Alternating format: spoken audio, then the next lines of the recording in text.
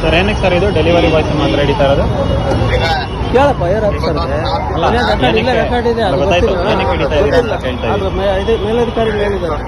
Public ಆಗಿ ಕೇಳ್ಬಾರ್ದು sir? ಕೇಳ್ಬೋದು. ಅಲ್ಲ, ಏನು ಡೆಲಿವರಿ ಮಾಡಂಗಿಲ್ವಾ ಅಥವಾ ಏನಾಗಿದೆ? ಮಾಡಂಗಿಲ್ಲ ಅಂತಲ್ಲ, ಹಾಂ, ಇವರು ಜಾಸ್ತಿ ಅಫೆನ್ಸ್ ಮಾಡ್ತಾರೆ ರೋಡಲ್ಲಿ ಅಂತ. ರೂಲ್ಸ್ ರೂಲ್ಸ್ ಬೇಕು. 10 ನಿಮಿಷದಲ್ಲಿ ಡೆಲಿವರಿ ಮಾಡ್ಬೇಕಲ್ಲ.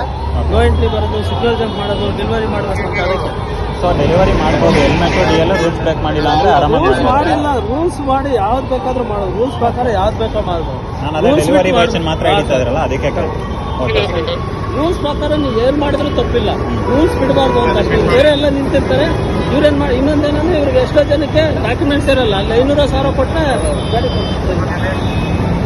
ಇದೆ ರೆಕಾರ್ಡ್ ಇದೆ. ಬೇಕಾದ್ರೆ ತೊಂದರೆ ಇಲ್ಲ, ತೊಂದರೆ